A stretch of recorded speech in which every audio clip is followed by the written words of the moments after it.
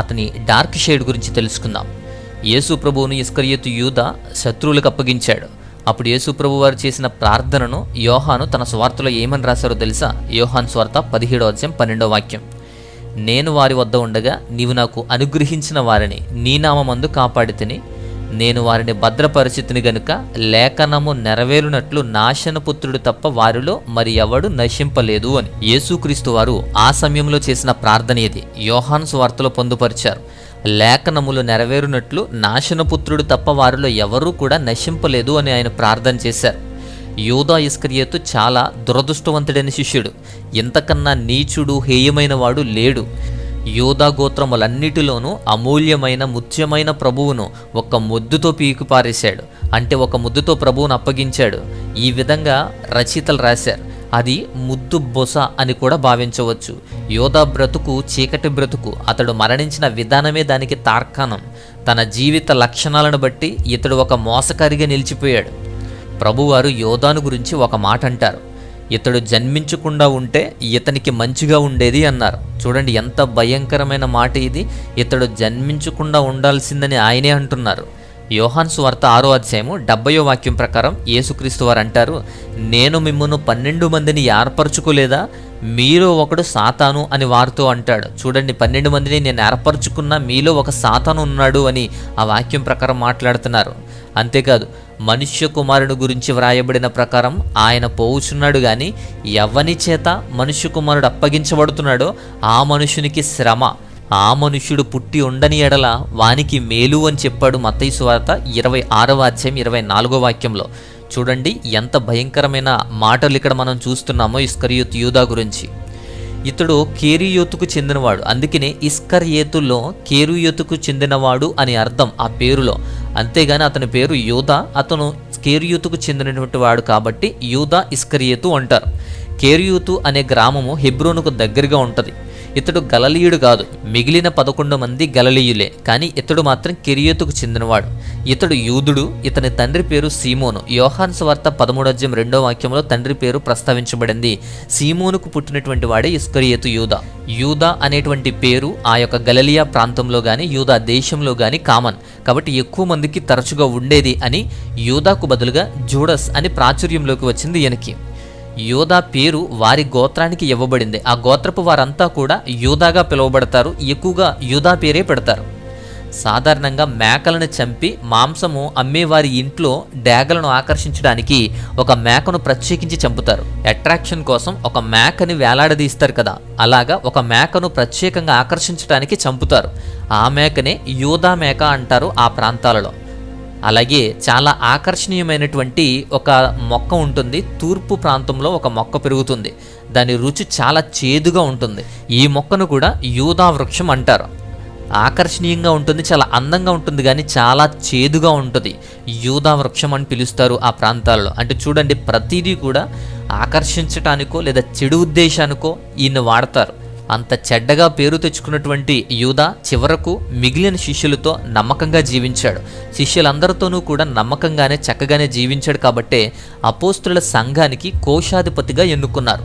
అపోస్తుల యొక్క ఖర్చులు కానీ వారి వివరాలు కానీ వారికి వసతులు కానీ ఇలాంటివన్నీ కూడా యూదానే చూసుకునేవాడు. ఫినాన్షియల్ మ్యాటర్స్ అన్నీ కూడా ఇస్కరియోతు యూదా నుంచే వెళ్ళేవి. అందుకే కోశాధిపతిగా ఎన్నుకున్నారు ఈ 12 మంది అపోస్తులు. అందువల్లే యేసు ప్రభు వారు మీలో ఒకడు నన్ను మోసపరచును అని గట్టిగా చెప్పినప్పుడు శిష్యులు ప్రభువా నేనా అన్నారే గాని యోధానా అని ఎవ్వరు కూడా అనలేదు, సంశయించలేదు. ఎందుకంటే శిష్యులు బాగా నమ్మారు కాబట్టి. యోధాని నమ్మారు, విశ్వసించారు. ఎప్పుడు కూడా అనుమానించలేదు, సంశయించలేదు. ఎప్పుడు తెలిసిందంటే సిలువ వేసేంత వరకు, అప్పగించేంత వరకు కూడా ఆ వేదవారం అంటారు ఆ చివరి వారాన్ని. ఆ ప్రత్యేకమైనటువంటి వేదవారం వచ్చేంత వరకు కూడా వారికి తెలియలేదు. అంతేకాదు ఇతని కార్యాలు కూడా ఏమీ చెప్పబడలేదు బైబిల్లో. యోహాను సువార్తలో ఇతని గురించి మాత్రం కొంత చెప్పబడింది. అప్పగించే ముందు ఆయన స్వభావం ఎలాగుంది, శ్రమల వారంలో ఎలా ఉన్నారంటే సాతాను స్వభావం కలిగి ఉన్నాడు. సాతాను స్వభావము, చెడుతనము, దుష్ట ప్రవక్తన బయటపడ్డాయి. ఇస్కరియోతుకున్నటువంటి ఈ స్వభావాలు బయటపడ్డాయి అందరికీ. ఒక సందర్భాన్ని మనం బాగా పరిశీలించవచ్చు. మరియ ప్రభు వారిని అభిషేకించడానికి వచ్చినప్పుడు, అభిషేకిస్తున్నప్పుడు అంటే నూనె రాసి తన పాదాలకు నూనె రాసి తల వెంట్రుకలతో తుడుస్తున్నప్పుడు యూదా చూశాడు. అలా ప్రభు వారిని మరియ అభిషేకిస్తున్నప్పుడు యోధా చూసి ఈ అత్తరు ఎందుకు వేస్ట్ చేస్తున్నావనే ఆలోచనతో మాట్లాడుతున్నాడు. ఈ అత్తరు 300 దేనారాలకు అమ్మి బీదలకు ఇవ్వవచ్చు కదా అన్నాడు. యోహాను సువార్త 12వ అధ్యాయము 5వ వాక్యము 6వ వాక్యం కూడా చూడండి. వాడు ఇలాగ చెప్పినది బీదల మీద శ్రద్ధ కలిగి కాదు గాని వాడు దొంగయ్యి ఉండి తన దగ్గర డబ్బు సంచి ఉండినందువలన అందులో వేయబడినది దొంగలించుచూ వచ్చెను గనుక అలాగూ చెప్పెను అని అక్కడ రాయబడింది. అతను ముందుగా దొంగయ్య ఉన్నాడు. దేవుని వద్దకు వచ్చి నమ్మకంగా ఉన్నప్పటికీ కూడా కోశాధిపతిగా ఎన్నుకున్నారు. ఖర్చులన్నీ కూడా ఈయన చూస్తున్నాడు. అలా కోశాధిపతిగా ఉండి ఖర్చులకు కావలసిన ప్రతిదీ కూడా ఒక సంచిలో, అంటే ఆ సంచి ఈయన దగ్గరే ఉంది. ఆ సంచిలోది కూడా మెల్లగా ఈయన దొంగతనం చేస్తున్నాడు. మధ్య మధ్యలో దాంట్లో నుంచి కూడా ఈయన తీసుకుంటున్నాడు. ఆ డబ్బు సంచి ఉన్నందువలన దానిలోది దొంగిలించడం వలనే ఆ డబ్బు మీద ఆశ కలిగి ఇలా చెప్తున్నాడు, బీదల మీద శ్రద్ధ కలిగి కాదు అని వాక్యంలోనే అంత స్పష్టంగానే చెప్పబడింది. అంటే మనం అర్థం చేసుకోవచ్చు ఆయన క్యారెక్టర్ని. యోహాను సువార్త 13వ అధ్యాయం 18వ వాక్యంలో కూడా నాతో కూడా భోజనం చేయవాడు నాకు విరోధంగా తన మడమ ఎత్తుతాడు అని యేసుక్రీస్తు వారే చెప్తారు. ఇది ద్రోహంగా చెప్పబడినటువంటి ప్రభువు మాటలు. ఆ రోజుల్లో యూదా దేశంలోనూ, యూదా దేశానికి చుట్టుపక్కల ఉన్నటువంటి ప్రాంతాలలోనూ, దేశాల్లో ఉన్నటువంటి వారితో సహా యేసుక్రీస్తు వారి యొక్క ఖ్యాతి కానీ ఆయన గొప్పతనం కానీ వర్ణించలేనిది. సో ఎక్కువగా పేరుంది, గొప్పతనం ఉంది, అందరూ కూడా ఆదరిస్తున్నారు, గౌరవిస్తున్నారు. ఆయన చెప్పేటువంటి మాటలు చాలా అద్భుతంగా ఉంటున్నాయి. అది చాలామందికి ప్రత్యర్థిగా మారిపోయింది. కాబట్టి ప్రభువారు ఒక ప్రత్యర్థిగా మారారు. తన రాజకీయ విడుదల ద్వారా గొప్పవారిగా పేరు సంపాదించేటువంటి స్తోమత వస్తుంది అని నమ్మకంతోనే, మోసపూరితమైనటువంటి బుద్ధితోనే ప్రభువారి దగ్గరికి చేరాడు ఇస్కరియోతు యూదా. యేసుక్రీస్తు వారి ద్వారా ఒక ఉజ్జీవం రగులుతుందని, ప్రభుత్వ వ్యతిరేక పనులు జరుగుతాయేమో అని, ఉన్నతమైన రాజకీయ భవిష్యత్తు వస్తుందేమో అని చేరి ఉండవచ్చు కూడా. యేసుక్రీస్తు ప్రభువారి ద్వారా అవి రావు అని గ్రహించి చివరకు ఆయనను ఒక హీనమైన, స్వల్పమైన, అవమానకరమైన ఒక వెలధరకు అమ్మాడు. ఆయన యేసుక్రీస్తు వారు శిష్యునిగా చేర్చుకున్నారు, అపోస్తుల తత్వాన్ని ఇచ్చారు, కోశాధిపతిగా నియమించుకున్నారు. మిగతా వారికి ఇచ్చినట్లే ఆత్మ వరాలు, పరిశుద్ధాత్మ శక్తిని ఈయనకు కూడా అందించారు. సొంత వారిగానే చూశారు. అయినా సరే ఆ వ్యక్తిత్వం చివరి వరకు కూడా పోలేదు. అయితే యోధా తన ద్రోహ బుద్ధికి పశ్చాత్తాపడి ప్రభు వద్దకు మరలా తిరిగి వస్తారేమో అనుకుంటే ప్రభు వద్దకు రాలేదు. తిరిగి మరలా ద్రోహుల వద్దకే వెళ్ళాడు. ఆ ప్రభువు విరోధులు యోధాను అంగీకరించలేదు. ఎవరైతే విరోధంగా పనిచేసి యోధాను రెచ్చగొట్టి నాణాలు ఇచ్చి అప్పగించమన్నారో వారి వద్దకు మరలా వెళితే వారు పట్టించుకోలేదు, అంగీకరించలేదు. అందువలనే అతడు పశ్చాత్తాపంతో ఊరి వేసుకుని చనిపోయాడు. ప్రపంచానికి బహిర్గతమైనంత వరకు కూడా యోధా జీవితం అనేక అపజయాలతో కూడుకుని ఉంటుంది. ఇది అందరికీ కూడా గుణపాఠంగా నేర్చుకోవాలి. యోధా చివరి గడియల గురించి కూడా మాట్లాడదాం. యోధా యొక్క ద్రోహ బుద్ధి బయటపడినప్పటికీ కూడా మార్కు, లూకా, యోహాను కూడా మౌనంగా ఉన్నారు. మత్తయి అపోస్తుల కార్యాల్లో మాత్రమే అతని మరణాన్ని గురించి పూర్తిగా రాశారు. మత్తయి రాసినటువంటి దాని ప్రకారము ఆయనను బంధించి తీసుకుని పోయి అధిపతి అయిన పొంతు పిలాతునకు అప్పగించాడు. అప్పుడు ఆయనను అప్పగించిన యోధా ఆయన శిక్ష విధించబడగా చూసి పశ్చాత్తాపడి ఆ 30 వెండి నాణాలు ప్రధాన యాజకుల వద్దకు మరలా తెచ్చి నేను నిరపరాధి రక్తాన్ని అప్పగించి పాపము చేశాను అని ఒప్పుకుంటాడు. వారు దానితో మాకేం పని, నీవే చూసుకోమంటారు. అతడు ఆ వెండి నాణాలు ఆ దేవాలయంలో పారవేసి పోయి ఊరు పెట్టుకున్నాడు. ప్రధాన యాజకులు ఆ వెండి నాణాలు తీసుకుని అవి రక్త క్రయధనము గనక వీటిని కానుకల పెట్టులో వేయకూడదు అని ఒకరికొకరు చెప్పుకున్నారు. కాబట్టి వారు ఆలోచన చేసి వాటితో పరదేశులను పాతిపెట్టడానికి కుమ్మరివాని పొలం అనేది కొన్నారు. అందువలన నేటి వరకు కూడా ఆ పొలము రక్తపు పొలం అనబడుతుంది. మత్తయి సువార్త 27వ అధ్యాయము 2వ వాక్యం నుంచి 10వ వాక్యం వరకు ఇదంతా మనం చదువుతాం. ఇదంతా మనకు కనబడుతుంది. అప్పుడు ఆఖరిగా విలువ కట్టబడిన వాణ్ణి, అనగా ఇజ్రాయేలీలలో కొందరు విలువ కట్టిన వారి క్రయధనమైన 30 వెండి నాణెములు తీసుకొని ప్రభువు నాకు నియమించిన ప్రకారము కుమ్మరివాని పొలము ఇచ్చిరి అని ప్రవక్త అయిన యిర్మీయా ద్వారా చెప్పబడిన మాట నెరవేరింది అని వాక్యం అక్కడ ఉంటుంది. ప్రభు వైపు తిప్పుకోవాలని ఎంత ప్రయత్నించినా యూదాలో మార్పు రాలేదు. అతనిలో పాతుకుపోయిన ఆశాబోతుతనం, నిస్సంతోషం, జుగుప్స, ద్రోహబుద్ధి, ఈర్ష్య, మోసకారీతనం, మానసిక బలహీనత అతడిని మార్చలేకపోయాయి.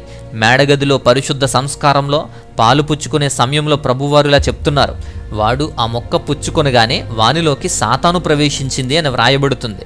యోహాను సువార్త 13వ అధ్యాయం 27వ వాక్యంలో యేసుక్రీస్తు వారు అంటారు, నీవు చేయుచున్నది త్వరగా చెయ్యమని వానితో చెప్పగా అని మాట్లాడతారు. అంటే యోధ అప్పటికీ మారలేదు, యోధ ఆల్రెడీ ఈ పనులు చేస్తున్నారు అని ఆయన గ్రహించారు. అలాగే ఆయన్ను త్వరగా చెయ్యమని మాట్లాడుతున్నారు. అయితే మనం అనుకోవచ్చు, యోధ చేసిన పని కాదు ఇది, అతనిలో సాతాను ఉన్నాడు కాబట్టి సాతాను చేయించాడు, సాతానే చేశాడు, ఇదంతా సాతాను వల్లే జరిగింది అనుకుంటాం. అయితే మిగతా శిష్యులు సాతానుకు అవకాశం ఇవ్వలేదు, ఇతనెందుకు ఇచ్చినట్లు? సాతానుకు అవకాశం ఇవ్వడం వలనే అతని క్యారెక్టర్స్ అన్నీ కూడా సాతాను గ్రహించి యోధాలోకి ప్రవేశించాడు. అలాంటి లక్షణాలు క్యారెక్టర్ ఉంది కాబట్టే సాతాను వశపరుచుకుంటున్నాడు. యోధ తన తప్పులు తెలుసుకొని ప్రధాన యాజకుల యొద్దకు తిరిగి యథార్థతను నిరూపించుకోవడానికి ప్రయత్నించాడు, కానీ ఫలించలేదు. చివరికి ఉరి వేసుకుని చనిపోయాడు. లేఖనాల ప్రకారం జరగాల్సినవి జరిగాయి. యేసుక్రీస్తు వారిని అప్పగించారు, యోధ అప్పగించాడు. అలాగే పశ్చాత్తాపం పొంది ఆ యొక్క మారినటువంటి మనసుతో దేవుని వద్దకు రావటం మానేశాడు. తన యథార్థతను దేవుని వద్ద నిరూపించుకోలేదు, దేవుని వద్దకు వచ్చి క్షమాపణ అడగలేదు, ప్రాయశ్చిత్తం లేదు. దేవుని వద్దకు వచ్చి ఉంటే ఈ విధంగా ఉరు పెట్టుకుని చనిపోవాల్సిన అవసరం ఉండేది కాదు. ఎవరైనా కూడా ఒక ఆధ్యాత్మిక చింతనలో మంచి కొరకు పోరాడుతూ తప్పుడు త్రోవను, తప్పుడు మార్గాన్ని అనుసరిస్తే వాడు యోధా మరణాన్నే పొందుతాడు అని పెద్దలు చెప్తారు. ఇతని గురించి లభించినటువంటి ఒక అరబిక్ సమాచారంలో యోధ చిన్నతనాన్ని నుంచి కూడా సాతాను పట్టినవాడిగా చిత్రీకరించబడ్డాడు అంటారు. అంటే యోధ ఈ విధంగానే అపవాది చేత పీడించబడుతున్న వాడిగాను, ఇలాంటి పనులు చేస్తున్నటువంటి వాడుగాను చెప్తున్నారు. మరొక రచయితనటువంటి టాస్కెడ్ అనేటువంటి వ్యక్తి ఇతడు అపోస్తుల వలె ఉండి సాతాను వలె ప్రవర్తించాడు అని రాశాడు. యేసు ప్రభు వారిని అమ్మినటువంటి 30 వెండి నాణాలతో కొన్నటువంటి కొమ్మరివాని భూమిని ఎకెల్దామా అంటారు. ఎకెల్దామా అనే ప్రాంతం నేటికి కూడా ఉంది. యెరూషలేములో ఇది ఆల్రెడీ మీకు కనిపిస్తుంది. ఆ భూమిని ఒక గ్రీకు క్రైస్తవుడు గుర్తించి ఆ భూమిని పరిశీలిస్తే అందులో కొన్ని పుర్రెలు, ఎముకలు దొరికాయి. ఇవన్నీ కూడా యాత్రికులకు సంబంధించినవి. అంటే పరదేశుల కోసమే ఇది కొన్నారు కాబట్టి పరదేశుల్ని పాతిపెట్టారు ఆ సమయంలో. మిగతా అపోస్తులందరూ దేవుని మాటలను బట్టి, దేవుని చెప్పిన విధంగా బ్రతుకుతుంటే, ఆయన్ను బట్టి వారు జీవిస్తూ ఉంటే, యూదా మాత్రం అలా జీవించలేదు. మిగతా అపోస్తులందరూ మాదిరికరంగా జీవిస్తే యూదా మాత్రం అలా లేడు.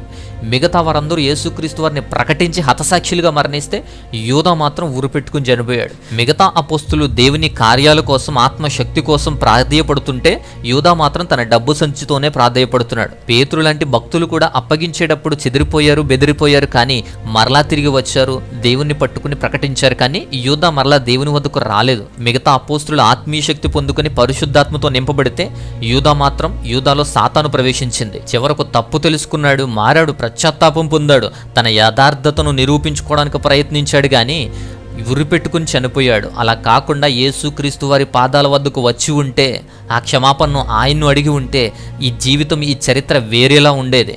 ఇస్కరియోతు యూదా జీవిత ప్రయాణం మరొకలా ఉండేది. మనందరం ఆ చరిత్రను, ఆయన సేవను, ఆయన పరిచర్యను గొప్పగా ఆయన గురించి చదివి ఉండేవాళ్ళం. కానీ అలాంటి పరిస్థితి లేదు. ఆ పశ్చాత్తాపంతోనే ఉరి పెట్టుకొని చనిపోయాడు. సో ఇది అపోస్తులుడైనటువంటి ఇస్కరియోతు యూదా యొక్క డార్క్ షేడ్, ఆయన గురించినటువంటి వివరణ, చరిత్ర.